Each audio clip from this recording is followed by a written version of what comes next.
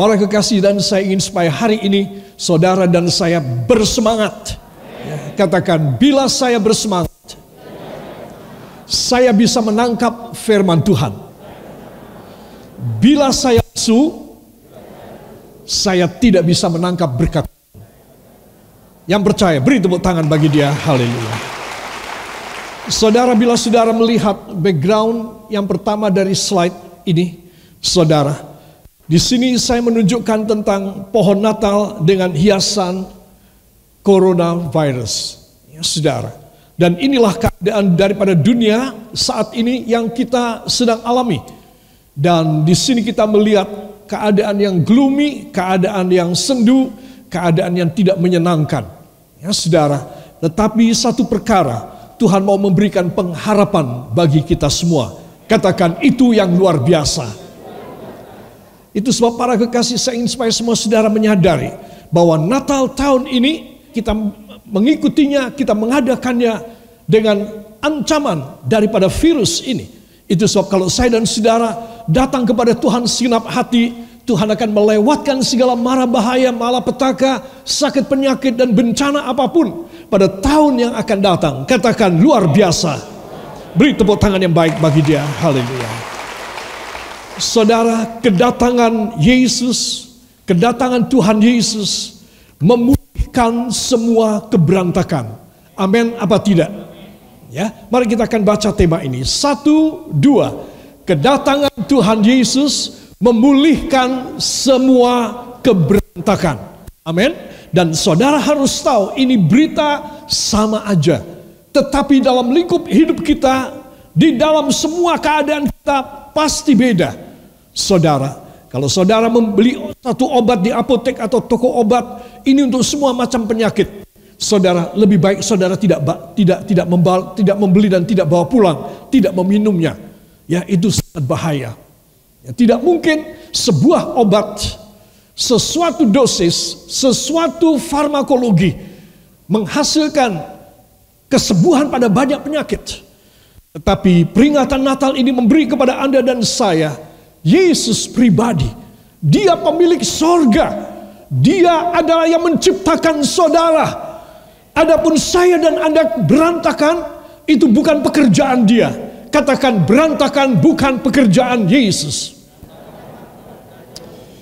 Yesus ingin mengutuhkan semua keberantakan saya. Saat inilah saya menerimanya. Yang mau, beri tepuk tangan yang baik bagi dia. Haleluya. Jadi inilah yang harus saudara dan saya patri di dalam hati kita, terukir dalam loh hati kita, bahwa Yesus mengutuhkan semua keberantakan. Amin. Dan dia tidak mengizinkan keberantakan berlangsung lebih lama lagi di dalam kehidupan saudara dan kehidupan saya. Katakan, luar biasa. Harus saudara perhatikan, aku nggak boleh ada di dalam salah satu pun dari keberantakan tersebut. Kalau aku mengalaminya, katakan, bila saya mengalaminya, saya percaya pagi ini Tuhan Yesus membuat saya utuh, jaga untuk selamanya. Amin. Beri tepuk tangan yang baik bagi dia. Haleluya. Pertama-tama, marilah saya ingin mengajak saudara untuk melihat, aku datang supaya orang berdosa bertobat. Orang berdosa bertobat, bukan orang berdosa diampuni. Itu separuh jalan. Jadi kalau saya berdosa, saya minta kepada Tuhan diampuni, itu separuh jalan. Baru 50%. Ada 50% yang lain yang membuat Tuhan bisa memberikan anugerah. 50% yang kedua adalah bertobat. Bila saya tidak ada pada 50% yang kedua, saya hanya diampuni pada 50% yang pertama, saya tidak akan keluar keberantakan sejarah hidup saya. 50% yang kedua ini penting sekali. Tuhan sudi mengampuni, berkenan mengampuni dosa kita. Katakan, itu luar biasa. Setelah saya diampuni, saya harus bertobat. Dengan 50% yang kedua, saya mendapat kemuliaan Allah. Amin. Haleluya. Pada suatu hari tertulis di dalam Lukas pasal yang kelima ayat 30 sampai 32. Mari kita akan membuka Alkitab kita dan segera membacanya. Berita Natal ini adalah berita yang sangat universal. Tidak hanya terpaku pada kandang Bethlehem saja di mana Yesus lahir. Tidak terpaku pada Maria dan Yusuf, para gembala dan para majus saja. Tetapi berita Natal, khasiat Natal itu terpaku pada saya, terpaku pada saudara. Sehingga kita boleh mengalami pengampunan dosa dan pertobatan, maka terjadi kemuliaan Allah dalam hidup kita. Amin. Nah, sekarang kita akan membaca dari Injil Lukas pasal yang kelima ayat 30 sampai dengan ayat yang ke-32. 1, 2. Orang-orang Farisi dan ahli Taurat bersungut-sungut kepada murid-murid Yesus. Katanya, "Mengapa kamu makan dan minum bersama-sama dengan pemungut cukai dan orang berdosa?" Lalu jawab Yesus kepada mereka, katanya, "Bukan orang yang sehat yang memerlukan tabib, tetapi orang sakit. Aku datang bukan untuk memanggil orang benar, tetapi orang berdosa, supaya mereka bertobat." Supaya mereka bertobat. Aneh, aku memanggil orang berdosa supaya aku ampuni. Tidak, supaya mereka bertobat. Kalau mereka datang kepadaku, aku panggil mereka dan aku mengampuni mereka, mereka tidak bertobat, aku tidak berkenan kepada mereka. Saudara, berita Natal adalah berita pertobatan, bukan cuma pengampunan saja. Semua yang diampuni harus bertobat. Katakan, semua yang diampuni dari dosa-dosanya harus bertobat. Beri tepuk tangan bagi dia. Haleluya. Saudara, pada bagian yang kedua, saya ingin mengajak saudara membaca dan membuka di dalam Mazmur 51 ayat yang ke-14. Mazmur 51 ayat yang ke-14. Para kekasih, ini adalah inti daripada Mazmur 51. Di sini judulnya adalah pengakuan dosa. Setelah Raja Daud jatuh dalam dosa, membunuh seorang tentaranya yang bernama Uria dan mengambil istrinya yang cantik sekali, namanya Batseba. Saudara bisa bayangkan? Satu kejahatan yang luar biasa, tidak bermoral sama sekali. Saudara, dan kemudian dia mengakui, Nabi Nathan datang dan menunjuk matanya Raja Daud dan berkata, "Kamu orang yang berdosa. Kamu memiliki segalanya, tetapi kamu masih mau merampas milik orang lain. Kamu mempunyai 100 kambing domba dan kamu membunuh seseorang untuk mengambil seekor domba miliknya." Saudara, jadi ini kejahatan luar biasa. Itu sebab Daud dia datang dan dia bertobat. Dia menulis dalam Mazmur 51. Dan saya berharap kita semua memperhatikan dalam ayat yang ke-14. Mari kita akan baca. 1, 2. "Bangkitkanlah kembali padaku kegirangan karena selamat yang daripadamu. Dan lengkapilah aku dengan roh yang rela." Amin. Saudara, beri tanda nanti Mazmur 51, nanti kita kembali ke situ. Jadi saudara, di sini kita melihat Daud dia bertobat untuk segala dosanya yang dahsyat, luar biasa. 1, dia membunuh prajuritnya yang luar biasa setia kepada dia. 2, dia mengambil istrinya. Saudara, dan di sini dosa yang besar ini, saudara, saya yakin kalau dia mengadili seseorang dengan kasus yang sama seperti yang dia lakukan, dia akan berkata kepada pria ini, kepada laki-laki ini, "Kamu sudah membunuh suaminya, kamu mengambil dia sebagai istrimu. Itu sebab aku akan membunuh kamu mati." Prajurit pancung kepalanya. Saya yakin dia akan melakukan demikian. Kalau ada salah satu daripada tentaranya atau warga Yerusalem atau Israel melakukannya. Saudara yang kekasih, itu sebab dia merasa kalau aku tidak dihukum oleh Tuhan, aku harus bertobat segera. Kalau tidak, aku bisa celaka. Aku belum lama menduduki tampuk kerajaan ini. Aku bisa hancur berantakan. Itu sebab dia bertobat. Semua katakan, bila saya bertobat, belas kasih Tuhan masih diberikan pada saya. Ingat baik-baik. Tidak cukup diampuni. Harus bertobat. Katakan amin. Itu sebab anak-anak Tuhan, Natal pada nomor 1 adalah kembalinya orang berdosa kepada Yesus. Semua katakan, Natal adalah kembalinya orang berdosa kepada Tuhan Yesus dalam pertobatan. Amin. Saudara harus mengalaminya. Saya harus mengalaminya. Ini adalah poin yang pertama. Sehingga kita boleh mengalami kemuliaan dan belas kasih Tuhan yang terus menerus di dalam hidup kita. Intisari pertobatan dituliskan dalam Mazmur Daud tadi. Pasal 51. Ayat 3 sampai dengan ayat yang kelima. Saudara yang kekasih, saudara baca di rumah. Ada 3 unsur. Ayat 3 adalah kasihanilah aku Tuhan. Kalau engkau menaruh belas kasih kepadaku, berarti engkau mau mengampuni aku. Kalau engkau mau mengampuni aku mau bertobat. Belas kasih dari Tuhan diberikan melalui Natal.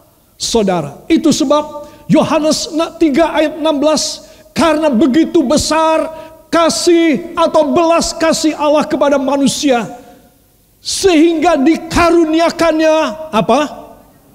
Anaknya yang tunggal. Yesus, Noel, Natal. Dia dikaruniakan supaya semua orang yang jatuh dalam dosa menerima belas kasihannya. Luar biasa sekali. Saya sudah bilang, kalau Daud yang mengadili rakyatnya, bawahannya cilaka. Tetapi dia tahu prinsip ini. Sebelum Tuhan mengadili aku harus bertobat lebih dahulu. Supaya apa? Supaya aku mendapat belas kasihan. Katakan, ya Tuhan Yesus. Angkat tangan saudara. Ya Tuhan Yesus. Berikan belas kasih-Mu kepada hamba-Mu ini. Natal memberi kepada hamba belas kasih Tuhan.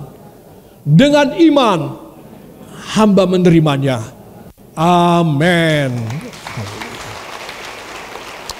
Pada ayat yang keempat dari Mazmur 51, dan bersihkan dan tahirkan aku. Saudara, belas kasih Tuhan tidak diberikan itu supaya saudara bisa makan, supaya saya bisa punya uang. Belas kasih Tuhan diberikan supaya kita dibersihkan dan ditahirkan. Hati, jiwa, pikiran, tubuh, darah, tulang kita. Itu sebab penting sekali ayat yang keempat dari Mazmur 51. Bersihkan. Itu apa? Tubuhku sudah cacat Tuhan. Sudah jelek banget. Sudah kotor sekali. Tahirkan Tuhan. Apa tahir? Sucikan. Sanctify. You and I not only, we have to be cleansed by the blood of Jesus Christ, our body, our outer man. But we have to be purified and sanctified, our inner man, rohani, jiwa kita, batiniah kita. Kita harus ditahirkan. Saudara. Dan yang ketiga dalam ayat yang kelima, aku sadar akan semua dosaku dan aku bergumul untuk aku mengalahkan dosaku. Saudara, penting sekali. 3 ayat ini. Ayat 3, ayat 4, ayat 5 dari Mazmur 51. Aku bergumul, aku sadar, karena itu aku bergumul. Aku melawan kedaginganku. Aku melawan supaya aku tidak kembali masuk di dalam lumpur dosa lagi. Saudara, itu sebab Natal adalah kesempatan bertobat. Katakan, Natal ini, taruh tangan kanan saudara pada jantung saudara. Natal ini adalah kesempatan saya untuk bertobat dalam nama Yesus. Beri tepuk tangan bagi dia. Haleluya. Ku mau tobat agar aku lepas kesusahan dan kemiskinan. Itu adalah pikiran dari Daud. Kalau aku tidak bertobat, celaka aku bisa miskin. Celaka aku bisa dalam keadaan susah. Walaupun aku raja. Walau dia tahu aku raja. Mana raja miskin? Ya, sulit sekali kan? Hampir mustahil. Tetapi dia tahu kalau dia tidak bertobat, bangkrut, habis semuanya. Itu sebab para kekasih, penting sekali anak-anak Tuhan menyadari. Dan berikut saya ingin mengajak saudara, orang yang tidak bertobat, maka dosa mengubah tanah perjanjian, katakan tanah perjanjian, promised land, menjadi Corona land. Ya, lihat. Kartu ini menuliskan greetings from Corona land. Ya, salam dari tanah Corona. Di mana? Seluruh dunia. Seluruh dunia. Ini tanah Corona sekarang, saudara.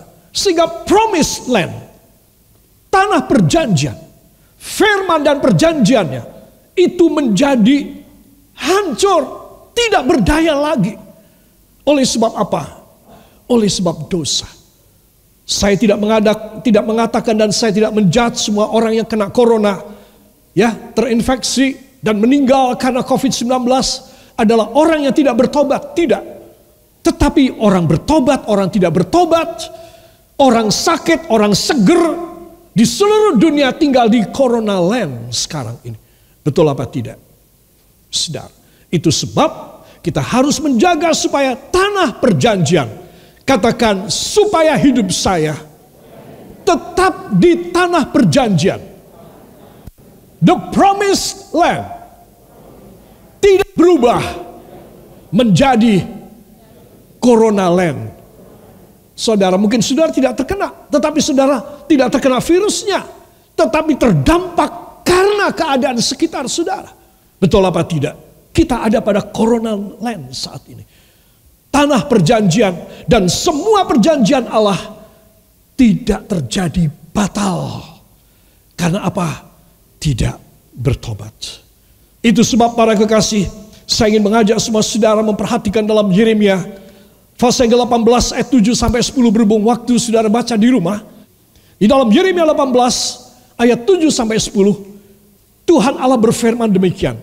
Bila mana aku telah berjanji dan mengambil keputusan untuk menghukum sesuatu bangsa atau keluarga, di dalam bahasa aslinya Alkitab, maka kalau orang ini, bangsa ini atau keluarga ini bertobat dari jalannya yang salah, maka aku akan membatalkan hukumanku.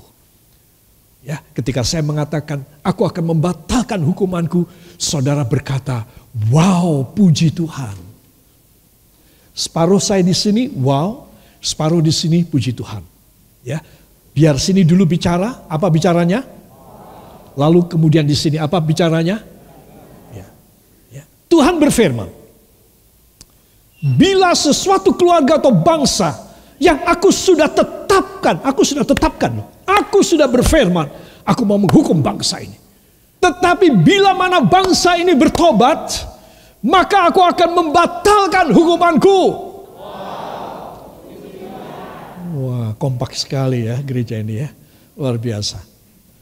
Luar biasa.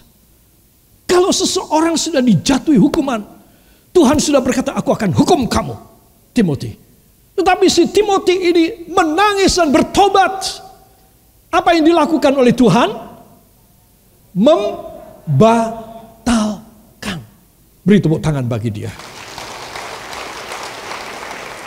Itu ayat 7 dan 8. Sebaliknya ayat 9 dan 10. Bila mana aku sudah berjanji memberkati sesuatu bangsa atau keluarga, tetapi mereka keluar dari jalan firman-Ku, mereka tidak bertobat, janji berkat-Ku kepada bangsa ini, keluarga ini, aku batalin.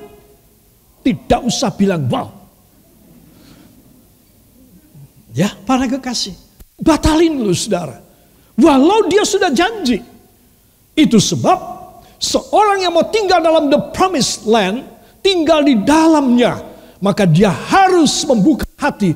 Dia selalu ada dalam kehidupan yang bertobat. Katakan, saya harus demikian.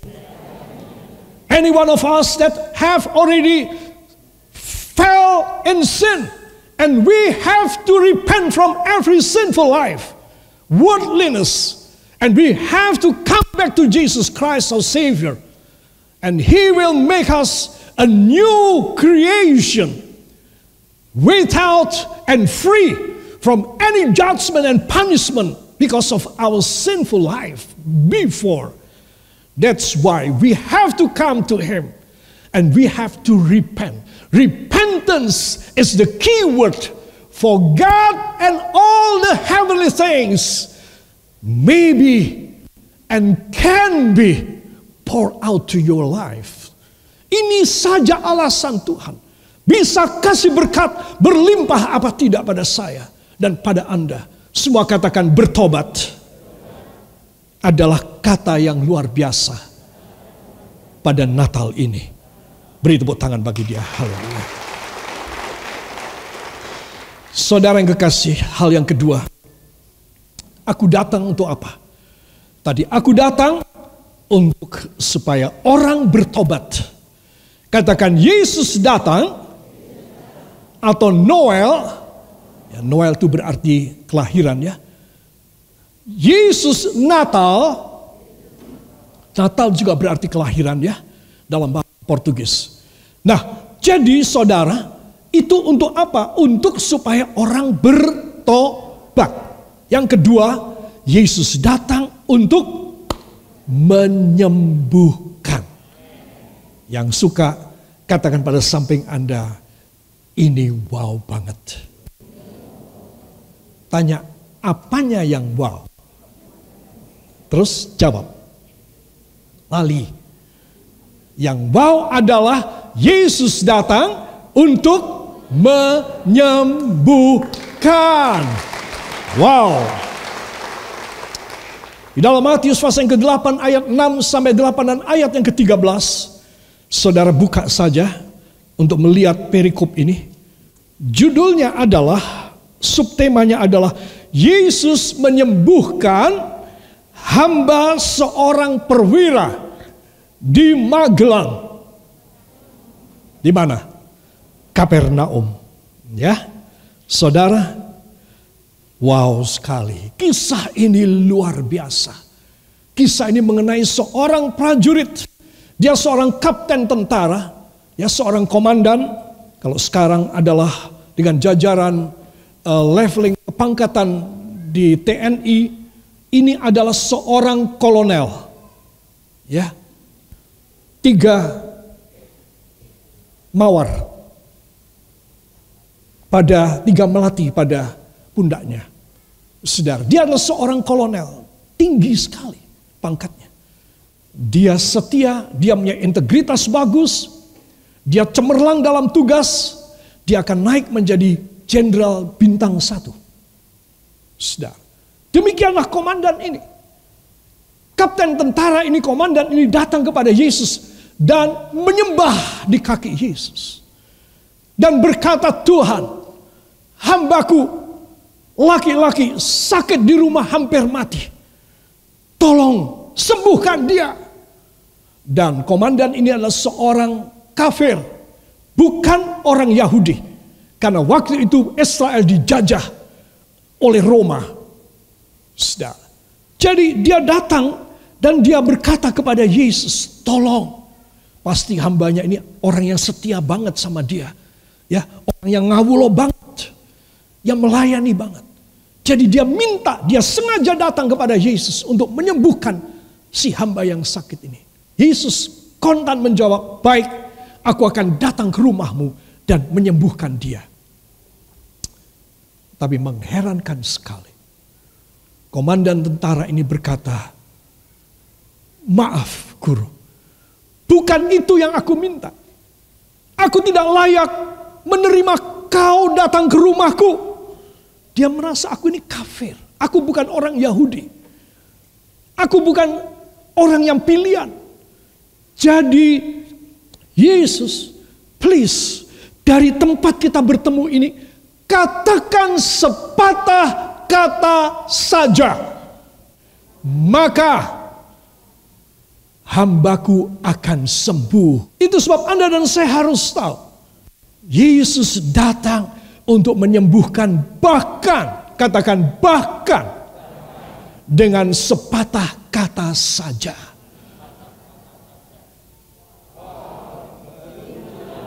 Beri tepuk tangan bagi dia. Haleluya. Saudara, dan Yesus berkata dalam ayat 13.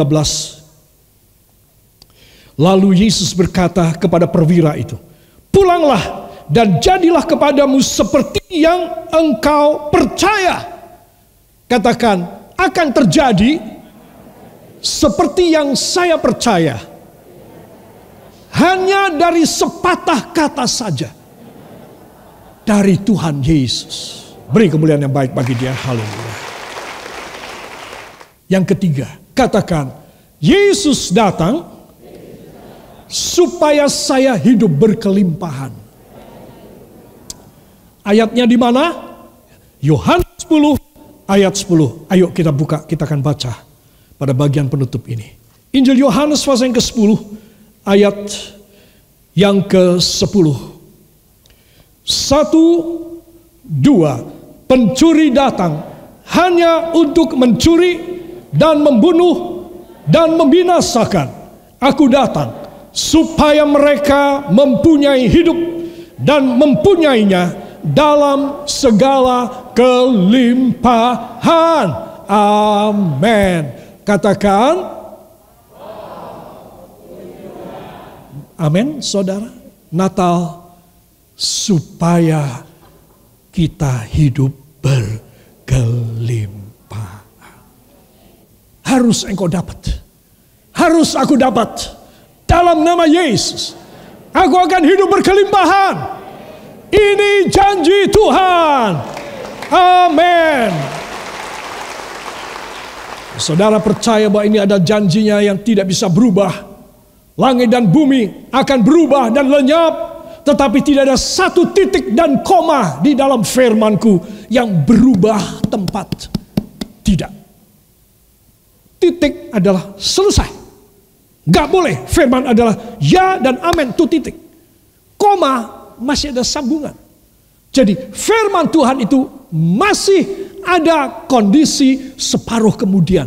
Bukan separuh di depan. Tadi saya sudah bilang. Tapi koma itu berarti masih ada separuh lagi.